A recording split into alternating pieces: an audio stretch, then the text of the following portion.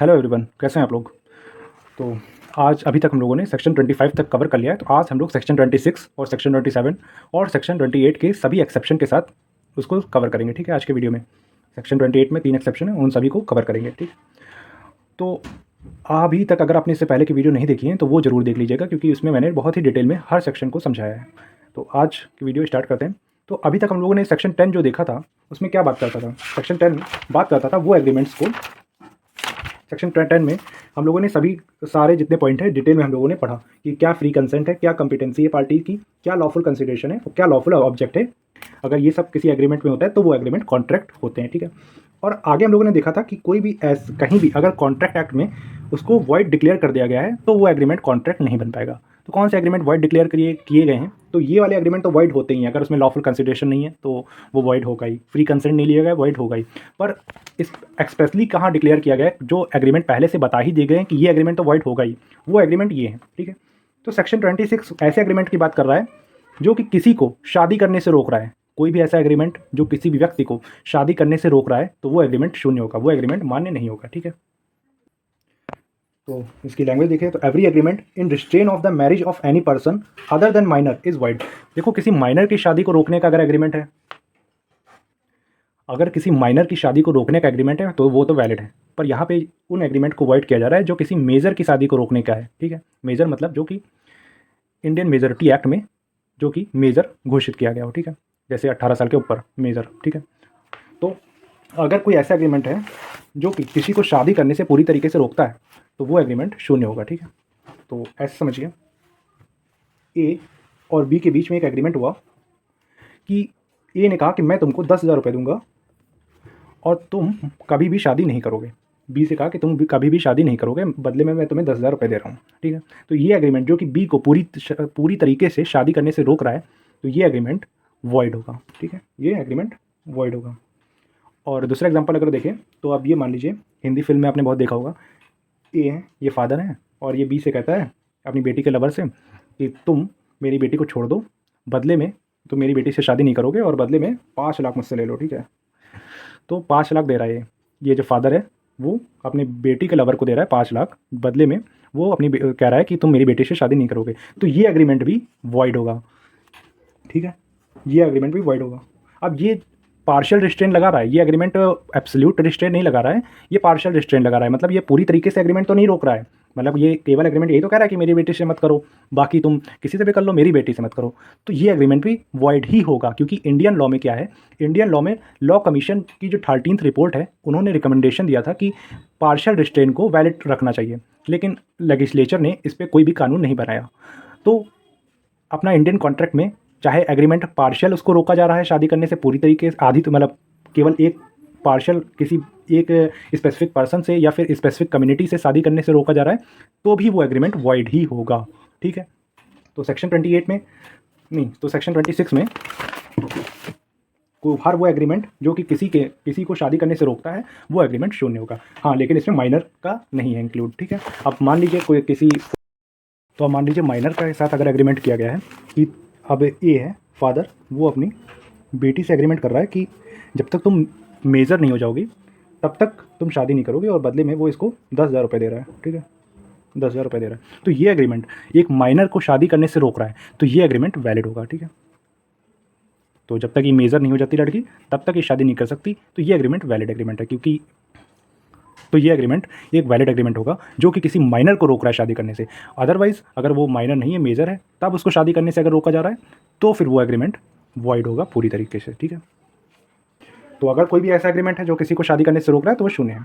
फिर सेक्शन 27 बात करता है कोई ऐसा एग्रीमेंट जो कि हर वो एग्रीमेंट जो कि वॉइड होगा जो किसी भी पार्टी को, किसी भी एग्रीमेंट की पार्टी को लॉफुल जॉब या प्रोफेशन या बिजनेस करने से रोकता है। कोई भी ऐसा एग्रीमेंट है जो आपको रोक रहा है कि आप बिजनेस नहीं कर सकते, या फिर आप ये प्रोफेशन नहीं ले सकते, ये प्रोफेशन ज्वाइन नहीं कर सकते, या फिर आप ये बिजनेस नहीं खोल सकते। ठीक है, तो ये कोई भी ऐसा एग्रीमेंट है तो वो वॉइड होगा। ठीक है, तो every agreement by which any one is restrain, जिसमें किसी को रोका जा रहा है फ्रॉम एक्सरसाइजिंग लॉफुल प्रोफेशन, या तो लॉफुल प्रोफेशन करने से रोका जा रहा है, या फिर किसी तरीके का ट्रेड करने से रोका जा रहा है, या फिर किसी भी तरीके का बिजनेस करने से रोका जा रहा है, तो वो एग्रीमेंट वॉइड होगा। Is to that extent void, is to that extent void मतलब उस एग्रीमेंट का जो वो क्लॉज होगा, जहाँ तक जैसे एग्रीमेंट कोई है, ठीक है, अब ऐसे मानिए, अब ये एक एग्रीमेंट है, ए और बी के बीच एग्रीमेंट हुआ। ए जो है वो एक रेस्टोरेंट का मालिक है, ये रेस्टोरेंट का ओनर है, ठीक है, रेस्टोरेंट का, ये रेस्टोरेंट का ओनर है, ठीक है।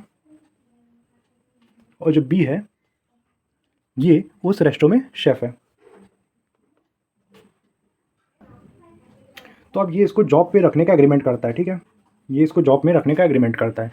लेकिन इस एग्रीमेंट में, जॉब एग्रीमेंट में एक क्लॉज लिख देता है कि ये जो बी है वो अगले 5 साल तक किसी और रेस्टोरेंट में काम नहीं कर सकता, ठीक है। तो ये जो 5 साल तक किसी और रेस्टोरेंट में काम नहीं कर सकता, ये जो लाइन लिखी गई है, ये लाइन वॉइड होगी, ये शून्य होगी, क्योंकि ये इसको काम करने से रोक रहा है। अब मान लीजिए ए बी को बहुत परेशान कर रहा है या फिर कम सैलरी दे रहा है, तो बी के पास पूरा राइट है कि वो उसकी जॉब छोड़ के कहीं और जॉब कर ले।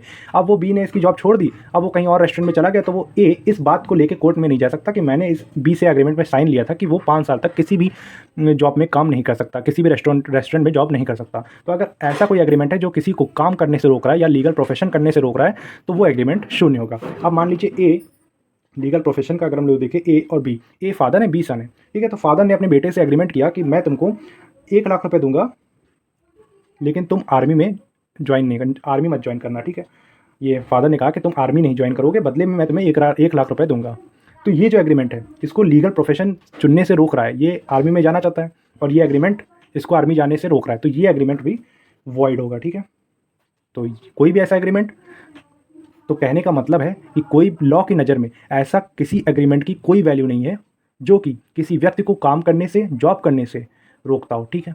तो लेकिन इसका एक एक्सेप्शन है, बिजनेस करने के लिए इसका एक एक्सेप्शन है, गुडविल वाला, ठीक है। Saving of agreement not to carry on business of which goodwill is sold. ऐसा एग्रीमेंट जहां गुडविल बेची जा रही है वहां पे उसको रोका जा सकता है एक स्पेसिफिक लिमिट में, जॉब बिजनेस खोलो करने से, ठीक है। ठीक है, अब इसको एग्जांपल से समझते हैं। अब ये ए है, ठीक है। अब ये इसका जो गुडविल क्या है पहले उसको समझ लेते हैं। गुडविल एक ब्रांड होती है, एक रेपुटेशन होती है, मतलब वो जो आपका प्रोडक्ट है उस गुडविल आपके नाम के कारण बिक रहा है, ठीक है। अब मान लीजिए ए का एक शॉप है जो कि शॉप का नाम है फूड हेवन, ठीक है, फूड हेवन। तो फूड हेवन नाम से एक ही शॉप है। तो ये एक फूड हेवन का गुडविल ऐसा है, मतलब वो गुडविल एक दिन में नहीं होता है, गुडविल एक सालों की मेहनत होती है, मतलब सालों से नाम कमाया गया है, ठीक है। तो वो जो नाम कमाया जाता है कि हाँ यार फूड हेवन का है, कस्टमर का ट्रस्ट होता है इस, अब कस्टमर का अगर ट्रस्ट हो गया किसी एक स्पेसिफिक शॉप पर कि हाँ अगर फूड हेवन में कोई भी बन रहा है, कुछ भी बन रहा है, तो वो जो भी फूड होगा वो बहुत ही अच्छा है, ठीक है, और बहुत ही डिलीशियस भी है, और जो उनकी सर्विस है वो भी एक्सीलेंट सर्विस है।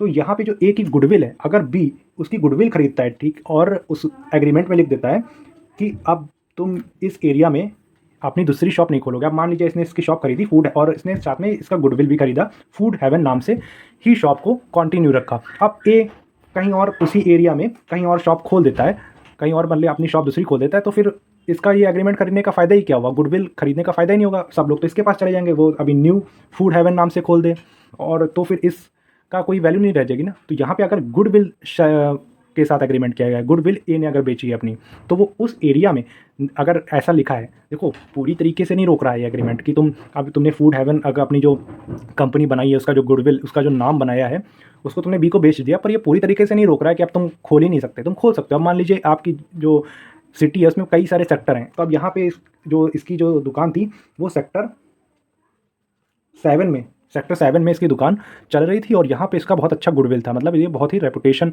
था इसकी, कस्टमर का ट्रस्ट था, कस्टमर केवल इस फूड हेवन ये लोगो देख कर ही सामान इसका खरीद लेते थे, ठीक है। अब इसी गुडविल को बी ने से खरीद लिया, ए से खरीद लिया।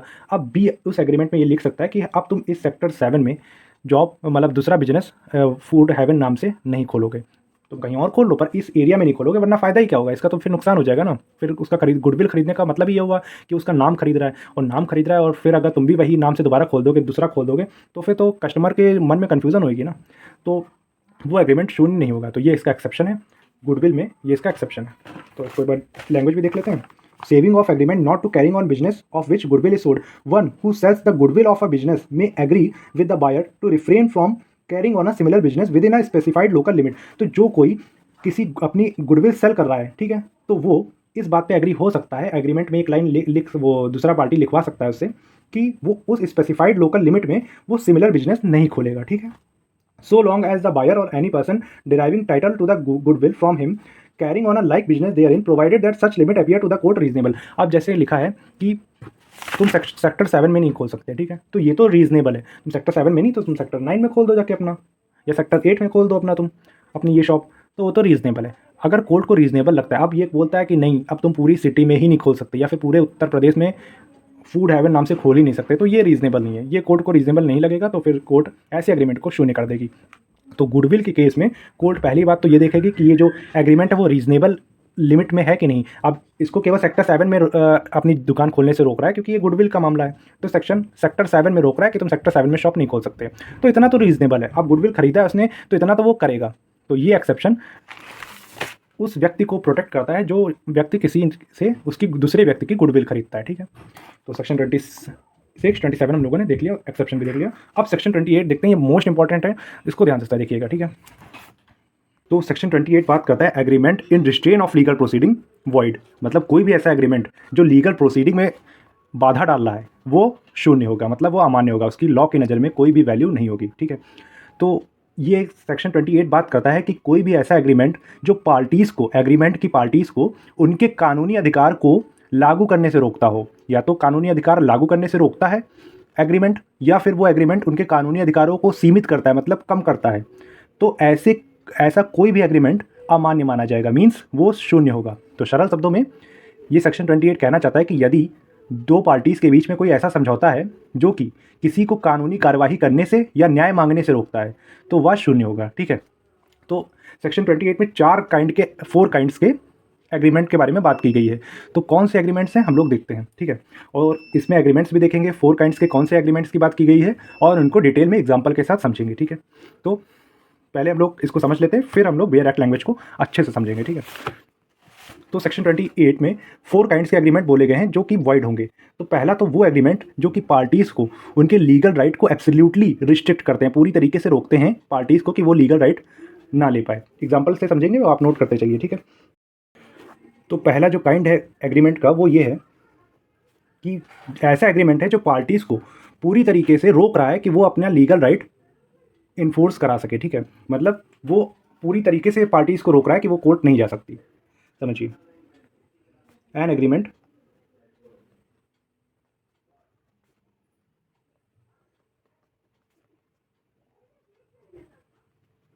which restricts the parties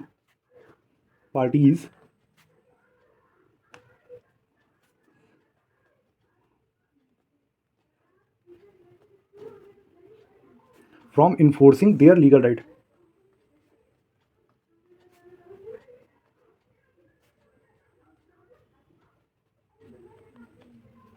तो कोई भी ऐसा एग्रीमेंट,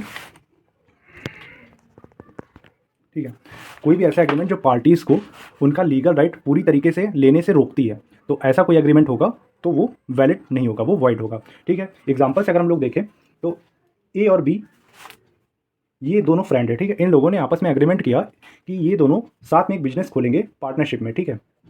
तो इन्होंने एक एग्रीमेंट बनाया पार्टनरशिप का, उसमें इन्होंने एक क्लॉज ऐसा लिखा, एक क्लॉज ऐसा जोड़ा जिसमें इन लोगों ने लिखा कि अगर हम लोगों में कोई भी डिस्प्यूट होता है आगे चल के, इस बिजनेस से लेके कोई भी लड़ाई होती है तो हम लोग एक दूसरे के ऊपर केस नहीं करेंगे, ठीक है, केस नहीं करेंगे। तो ये जो एग्रीमेंट है ये दोनों पार्टीज़ को केस करने से रोक रहा है। दोनों पार्टीज़ के अगर लीगल राइट वायलेट होते हैं इन फ्यूचर तो वो रोक रहा है ये एग्रीमेंट उनको कोर्ट जाने से। तो जैसा कि हर व्यक्ति के पास अधिकार है कि अगर उनका कानूनी अधिकार कोई वायलेट होता है, ठीक है, उनके कानूनी अधिकार को अगर क्षति पहुंचती है तो वो कोर्ट से सहायता प्राप्त कर सकते हैं, ठीक है। लेकिन ये एग्रीमेंट में एक क्लॉज ऐसा इन लोगों ने लिख दिया कि हम लोग एक दूसरे के खिलाफ कोर्ट नहीं जाएंगे, तो ये एग्रीमेंट जो होगा ये शून्य होगा। इसका जो ये लाइन होगी ये क्लॉज होगा, पूरा एग्रीमेंट शून्य होने की जरूरत नहीं है, केवल ये क्लॉज जो कि इस एग्रीमेंट को शून्य कर सकता है वो क्लॉज हटा दिया जाएगा और वो क्लॉज वॉइड होगा, ठीक है, जो कि ये उन लोगों को कोर्ट में जाने से रोक रहा है, ठीक है, पूरी तरीके से रोक रहा है कि वो कोर्ट जा नहीं सकते, ठीक है। तो कोई भी एग्रीमेंट जो कि पार्टीज़ को रिस्ट्रिक्ट करता है वो भी पूरी तरीके से उनके लीगल राइट को इन्फोर्स करने से, तो कोई भी ऐसा एग्रीमेंट जो पार्टीज़ को उनके लीगल राइट पूरी तरीके से इन्फोर्स करने से रोकता है तो वो एग्रीमेंट वाइड होगा, ठीक है, शून्य होगा।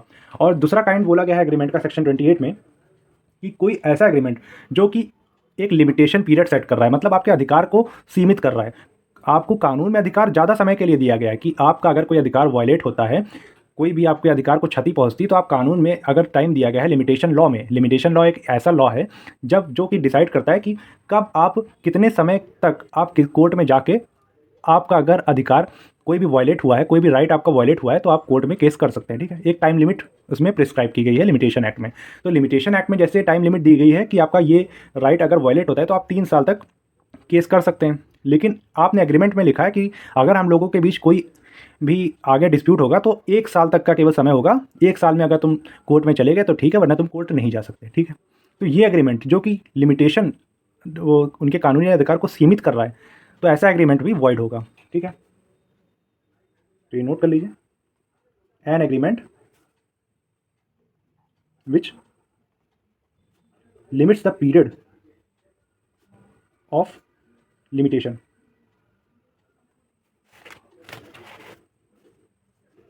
Provided under the limitation act.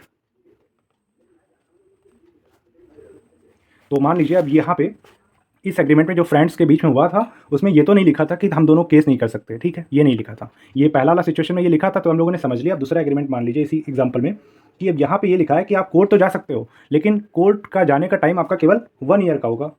ठीक, पर जो लिमिटेशन एक्ट है, लिमिटेशन लॉ है, उसमें आपको टाइम दिया गया है 3 साल का। तो ये एग्रीमेंट इस लॉ को वायलेट कर रहा है कि नहीं? ये जो एग्रीमेंट है ये लॉ के खिलाफ है। जो ये इंडिया में लॉ चल रहा है उसके खिलाफ है। तो कोई भी एग्रीमेंट जो लॉ के खिलाफ होगा और आपको कानूनी सहायता लेने से रोकेगा, ठीक है, या तो रोक रहा है या सीमित कर रहा है। यहाँ पे लिमिटेशन लगा रहा है, ये जो एग्रीमेंट है ये लिमिटेशन लगा रहा है। तो चूंकि ये लिमिटेशन लगा रहा है तो ये एग्रीमेंट भी वॉइड होगा, शून्य होगा। तो यहाँ पे ये जरूर ध्यान रखिएगा कि ये जरूरी नहीं है पूरा एग्रीमेंट इसको शून्य किया जाए, केवल वो क्लॉज, वो लाइन शून्य कर दी जाएगी जो कि आपको आपके कानूनी अधिकार लेने से रोकती है। ठीक है, तो सेक्शन 28 का सब क्लॉज ए में ये 2 पॉइंट्स बताए गए हैं। ठीक है, अब इसको पहले पढ़ लेते हैं, फिर आगे के 2 काइंड देखेंगे। तो सेक्शन 28 के सब क्लॉज ए में हम लोगों ने जैसा देखा कि कोई भी वो agreement, every agreement by which any party thereto, जहाँ पे कोई भी पार्टी कॉन्ट्रैक्ट्स की रिस्ट्रिक्ट करी जा रही है पूरी तरीके से उस पार्टी को रोका जा रहा है उसके इन्फोर्स जो राइट्स हैं, उनके जो अधिकार हैं उनको इन्फोर्स करने का। ठीक है, वो अधिकार कौन से अधिकार हैं? जो कि किसी कॉन्ट्रैक्ट के में है। ठीक है, तो उनके बीच कोई ऐसा कॉन्ट्रैक्ट हुआ है जो कि उनके कानूनी अधिकार को पूरी तरीके से एब्सोल्युटली, ठीक है, एब्सोल्युटली पे लाइन कर लीजिएगा, एब्सोल्युटली रोक रहा है, रिस्ट्रिक्ट कर रहा है, तो वो एग्रीमेंट वॉइड होगा।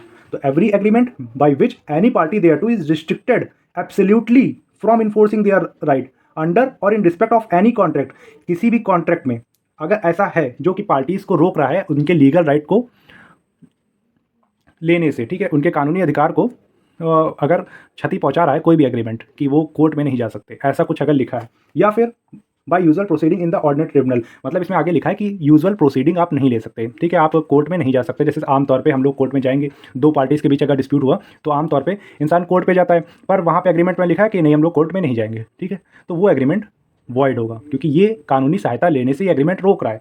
ठीक है, और आगे बोला गया है or which limits the time within which he may thus enforce the his right. अब यहाँ पे आगे जो हम लोगों ने लाइन देखी कि वो लिमिट्स कर रहा है उनके राइट पे, उनके राइट को सीमित कर रहा है कि वो कानूनी अधिकार इतने समय के तक ही ले सकते हैं। जैसा कि हम लोगों ने ये देखा कि वो लिमिट्स कर रहा है उनके पीरियड्स को, जो कि लिमिटेशन एक्ट में टाइम ज़्यादा दिया गया है, लेकिन वो एग्रीमेंट उनके जो राइट्स हैं उनको लिमिट्स कर रहा है। तो अगर ऐसा कुछ है तो वो एग्रीमेंट शून्य होगा। ठीक है, इसका एक एक्सेप्शन ये दिया गया है कि एक एग्रीमेंट ऐसा हो सकता है, एक्सेप्शन 1 बोला गया है, saving of contract to refer to arbitration dispute that may arise. ठीक है, एक्सेप्शन 1 में बताया गया है कि ये एग्रीमेंट है जैसे। ठीक है, अब इसमें लिखा है, ये लाइन लिखी है कि हम लोग कोर्ट नहीं जा सकते। दूसरा एग्रीमेंट है, इसमें बोला है कि अगर हम लोगों में कोई फ्यूचर डिस्प्यूट होता है, मतलब फ्यूचर में हम लोगों के बीच कोई भी इस बिजनेस को लेके, जो पार्टनरशिप बिजनेस है ए बी में, उसमें कोई भी विवाद खड़ा होता है तो हम लोग कोर्ट ना जाके आर्बिट्रेशन के पास जाएंगे। ठीक है, आर्बिट्रेटर के पास जाएंगे। तो ये जो आर्बिट्रेटर के पास जाके अपना फैसला डिसाइड करने की जो बात की जा रही है ये वैलिड है।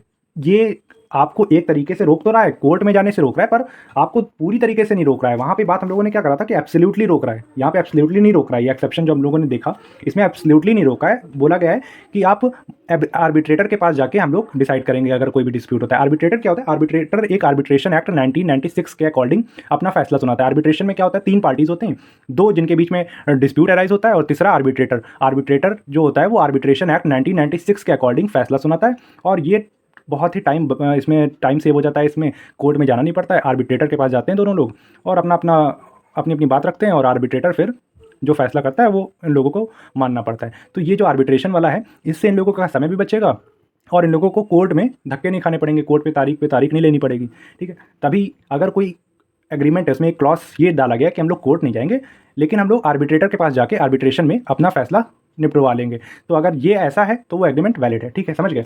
तो आर्बिट्रेशन में वो जा सकते हैं, ठीक। तो एक्सेप्शन 1 जो है इसका, एक्सेप्शन 1 वो ये बात करता है कि अगर कोई डिस्प्यूट फ्यूचर में अराइज होता है, ठीक है, this section shall not render illegal a contract. ये सेक्शन उन कॉन्ट्रैक्ट को इलीगल नहीं घोषित करेगा बाय विच 2 और more person agree that any dispute which may arise between them. कोई भी डिस्प्यूट जो कि उनके बीच अराइज हो सकती है उसको ऑफ एनी सब्जेक्ट और class of subject shall be refer to arbitration. वो किसी भी टाइप की जो भी डिस्प्यूट होगा वो हम लोग आर्बिट्रेशन में रिफर करेंगे, ठीक है। और उसमें जो आर्बिट्रेटर होगा वो जो फैसला सुनाएगा और जो भी अमाउंट फिक्स करेगा वो हम लोगों को मान्य होगा। And that only the amount awarded in such arbitration shall be recoverable in respect of the dispute so referred. तो उनके डिस्प्यूट अगर किसी अमाउंट को लेके है तो आर्बिट्रेटर जो अमाउंट फिक्स करेगा, जो अमाउंट उन दोनों को बताएगा, वही अमाउंट जो रिकवर किया जाएगा और जो भी डिस्प्यूट होगी वो सॉल्व करा जाएगा आर्बिट्रेशन के पास ले जाके, ठीक है। तो अगर कोई ये पूरी तरीके से नहीं रोक रहा है ना, ये कोर्ट जाने से तो रोक रहा है पर एब्सोल्युटली नहीं रोक रहा है, वो आर्बिट्रेशन के पास जा रहा है। आप आर्बिट्रेशन के पास जा सकते हैं, ठीक है। ये आपको, आपका अगर अधिकार वायलेट होता है तो वो आप आर्बिट्रेटर के पास जा सकते हैं। तो ये आपको किसी तरीके से रोक नहीं रहा है, ठीक है, एब्सोल्युटली नहीं रोक रहा है। तो ये एग्रीमेंट वैलिड एग्रीमेंट होगा, ठीक है, ये शून्य नहीं होगा। और इसका एक्सेप्शन 2 सेक्शन 28 के सब क्लॉज ए का एक्सेप्शन 2 में ये बात की गई है कि अगर जब कॉन्ट्रैक्ट हो रहा है उसी बीच कोई उनके बीच ऑलरेडी डिस्प्यूट अराइज हो चुका है तो भी वो उस एग्रीमेंट में लिख सकते हैं कि ये जो डिस्प्यूट हम लोगों के बीच अब अराइज हुआ है प्रेजेंट में, वो हम लोग आर्बिट्रेटर के पास ले जाएंगे, ठीक है, कोर्ट के पास नहीं जाएंगे, आर्बिट्रेटर के पास जाएंगे, तो वो भी वैलिड होगा। ये बात करता है फ्यूचर के बारे में, अगर फ्यूचर कोई डिस्प्यूट हो तो हम लोग आर्बिट्रेशन के पास जाएंगे, तो ये भी वैलिड है। और ये बात करता है प्रेजेंट में, जब वो एग्रीमेंट कर रहे हैं तभी उनके बीच किसी बात को लेके कोई विवाद आता है, ठीक है, कोई विवाद अगर खड़ा हो जाता है तो वो लोग एग्रीमेंट में लिख लेते हैं कि हम लोग इस विवाद को लेकर कोर्ट में ना जाकर आर्बिट्रेशन के पास जाएंगे, तो वो जो एग्रीमेंट होगा वो भी वैलिड होगा, ठीक है। तो सेक्शन 28 का सब क्लॉज ए में 2 काइंड के एग्रीमेंट्स हैं जो हम लोगों ने देखे ही है, ठीक है, और इसको एग्जांपल के साथ समझा, ठीक है। सेक्शन ये सेकंड वाले का एग्जांपल अगर मैं बता देता हूँ क्योंकि मैंने बताया नहीं। तो सेकंड का एग्जांपल ऐसे मान लीजिए, आप कोई एग्रीमेंट है ए और बी के बीच में, तो इन लोगों ने एग्रीमेंट किया कि जो भी डिस्प्यूट होगा, हाँ ये तो हम समझा चुके हैं ना यहाँ पे, हाँ तो वही है कि इन लोगों ने एग्रीमेंट किया कि 1 साल तक तुम केवल जा सकते हो, अगर ये डिस्प्यूट अराइज हुआ तो उससे 1 साल तक ही जा सकते हो। लेकिन जो लॉ है वो आपको टाइम पीरियड दे रहा है 3 साल का, कि डिस्प्यूट के बाद आप 3 साल तक कोर्ट जाके रेमेडी ले सकते हो। तो फिर ये जो एग्रीमेंट होगा ये शून्य होगा, ठीक है। तो हम लोगों ने सेक्शन 28 के सब क्लॉज ए के 2 काइंड के एग्रीमेंट भी देखे और उसका एक्सेप्शन, दोनों एक्सेप्शन देखे। आप सेक्शन 28 का सब क्लॉज बी देखते हैं, जो कि सेक्शन 28 का सब क्लॉज बी एक्सेप्शन 3 के साथ हम लोग देखेंगे, ठीक है, एक्सेप्शन 3 के साथ। तो 28 सब क्लॉज बी क्या बोलता है कि कोई भी एग्रीमेंट जो कि पार्टीज़ के किसी राइट को ख़त्म कर रहा है, यहाँ पे हम लोगों ने देखा पार्टीज़ के किसी राइट को रोक रहा है, कोर्ट जाने से रोका जा रहा है, ठीक है। लेकिन कोई ऐसा एग्रीमेंट जो कि पार्टीज़ के किसी अधिकार को ही खत्म कर दे रहा है, ठीक है, which extinguish the right of any party thereto. Contract की कोई पार्टी को, कॉन्ट्रैक्ट के किसी पार्टी के किसी अधिकार को पूरी तरीके से ही वो खत्म कर रहा है, ऐसा एग्रीमेंट है, ठीक है, तो वो भी शून्य होगा। एक मिनट, तो थर्ड पॉइंट डाल लीजिए, an agreement which extinguish the rights of any party, ठीक है। तो कोई भी ऐसा एग्रीमेंट जो पार्टीज़ के किसी राइट को पूरी तरीके से ख़त्म कर रहा है तो वो एग्रीमेंट भी वॉइड होगा, ठीक है। इसको ऐसे समझ लीजिए कि, ठीक है, अब यहाँ पे ए, इसको एक रूम चाहिए था, ठीक है, तो वो बी के पास गया, ठीक है, बी का यहाँ पे हाउस है, ये हाउस बी का है, ठीक है। तो ए ने बी से कहा कि यार मुझे रूम चाहिए, तुम्हारे वहाँ अगर रूम खाली हो तो मैं ले सकता हूँ। तो बी ने कहा ठीक है, मेरे वहाँ एक रूम खाली है, तुम ले सकते हो, तुम्हें एग्रीमेंट में साइन करना पड़ेगा, ठीक है। तो दोनों के बीच रेंट एग्रीमेंट हुआ, ठीक है, ये एग्रीमेंट दोनों के बीच हुआ, ठीक है। तो यहाँ पे बी ने चालाकी करी, उसने एक क्लॉज लिखा कि अगर इन फ्यूचर तुम किसी भी महीने में एक भी दिन अगर तुमने लेट करा पेमेंट देने से तो मैं तुम्हें बिना नोटिस के तुम्हें घर से निकाल फेंकूंगा, ठीक है। अब ये जो एग्रीमेंट की ये लाइन है, ये ए के राइट को वॉयलेट कर रही है, मतलब पूरे राइट को ही एक्सटिंग्विश कर रही है, ख़त्म कर रही है। क्योंकि टीनेंट के कुछ अधिकार होते हैं, टीनेंट के जो अधिकार होते हैं वो ये होते हैं कि जो अगर उससे निकाला जा रहा है तो उसको एक रीजनेबल टाइम दिया जाए और उसको नोटिस दी जाए, ठीक है। तो यहाँ बिना नोटिस के इसको देने वो ना नोटिस देना दे रहा है ना कुछ, बस एक सिंगल पेमेंट के बदले वो उसको निकाल रहा है, मतलब एक सिंगल पेमेंट और एक सिंगल डे की लेट में वो इसको निकालने की बात कर रहा है। तो ये इसके अधिकार को पूरी तरीके से एक्सटिंग्विश कर रहा है। तो ऐसा एग्रीमेंट जो कि किसी व्यक्ति के कोई भी अधिकार को पूरी तरीके से ख़त्म कर रहा है, तो वो एग्रीमेंट शून्य होगा। ठीक है, तो यहाँ पे ये जो एग्रीमेंट है वो शून्य होगा। तो और दूसरा बात करता है सेक्शन 28 का सब क्लॉज बी का जो दूसरा काइंड है, वो ऐसे एग्रीमेंट की बात करता है जो कि पार्टीज़ को उनके दायित्व से मुक्त कर रहा है। मतलब तुम्हारा दायित्व है कोई काम करने इसका, पर तुमने एग्रीमेंट में लिख दिया नहीं मेरा कोई मैं लायबल नहीं हूँ, मेरा कोई दायित्व नहीं है। तो अपने दायित्व से बचने का अगर कोई एग्रीमेंट तुमने करा है तो फिर वो एग्रीमेंट भी शून्य होगा। अभी हम लोग इसको एग्जाम्पल से समझेंगे तो बहुत अच्छे से समझ में आएगा। तो पहले लिख लेते हैं, an agreement which discharges any party from any liability। तो कोई भी एग्रीमेंट जो कि पार्टीज़ को उनके उत्तरदायित्व से मुक्त कर रहा है तो वो एग्रीमेंट शून्य होगा। ऐसा इसलिए है, ये देखिए, अब यहाँ पे आप मान लीजिए ए, इसका ये घर है, ठीक है। अब जो ए है वो अपना घर रिनोवेट कराना चाहता है, ठीक है, ये अपना घर रिनोवेट कराना चाहता है, ठीक है, रिनोवेशन कराना चाहता है अपने घर की, ठीक है। तो वो एक कॉन्ट्रैक्टर हायर करता है बी को, ठीक है। तो बी के साथ जो एग्रीमेंट करता है तो बी उसमें एक एग्रीमेंट में एक लाइन लिख देता है कि ये जो तुम्हारा घर है उसको रिनोवेशन के टाइम अगर मेरी नेग्लिजेंस से, मेरी गलती से तुम्हारा कोई नुकसान होता है तो मैं उससे चुकाने के लिए लायबल नहीं हूँ, मैं पूरी तरीके से डिस्चार्ज हूँ उससे, ठीक है। तो यहाँ पे ये जो एग्रीमेंट है ये बी अपनी लायबिलिटी से डिस्चार्ज हो रहा है, अपने आप को लायबल होने से डिस्चार्ज कर रहा है, मुक्त कर रहा है कि नहीं भाई मेरी कोई इसमें गलती नहीं, भले उसकी गलती है, उसकी गलती से कोई भी अगर नुकसान हुआ है तब भी वो कह रहा है कि मेरी गलती से भले हुआ है पर मैं उसके लिए बाध्य नहीं हूँ, उसका जो भी नुकसान होगा मैं पे नहीं करूँगा, ठीक है। तो ये एग्रीमेंट जो कि कोई एक पार्टी को उनके जो लाइबिलिटी है, उनका जो उत्तरदायित्व है उससे अगर डिस्चार्ज कर रहा है तो वो एग्रीमेंट भी शून्य होगा। तो हम लोगों ने सेक्शन 28 में 4 काइंड के एग्रीमेंट देखे, ठीक है। अब सेक्शन 4 का एक एक्सेप्शन है जो है एक्सेप्शन 3, मतलब जो सेक्शन 28 का जो 4 काइंड का जो चौथे काइंड का ये एग्रीमेंट है लाइबिलिटी वाला, इसका एक एक्सेप्शन है बैंक गारंटी जो कि एक्सेप्शन 3 है, ठीक है। एक्सेप्शन 3 क्या करता है, बोलता है saving of guarantee agreement of bank और फाइनेंशियल इंस्टीट्यूशन। इसको एग्जाम्पल समझेंगे फिर उसकी और अच्छे से समझेंगे, ठीक है, लाइन को। अब एक्सेप्शन 3 बात करता है, तो एक्सेप्शन 3 में दिया गया है कि अगर कोई एग्रीमेंट, कोई रिटर्न एग्रीमेंट है दो पार्टीज़ के बीच, जिसमें एक पार्टी, मान लीजिए कोई भी रिटर्न एग्रीमेंट है, ये एग्रीमेंट है, ठीक है, ये दो पार्टीज़ के बीच में ए और बी, ठीक है। तो दो पार्टीज़ के बीच कोई रिटर्न एग्रीमेंट है तो दूसरी पार्टी जो है ये वाली, तो पहली पार्टी दूसरी पार्टी के साथ तभी एग्रीमेंट में एंटर होएगी जब कोई बैंक या तो कोई बैंक या कोई फाइनेंशियल इंस्टीट्यूशन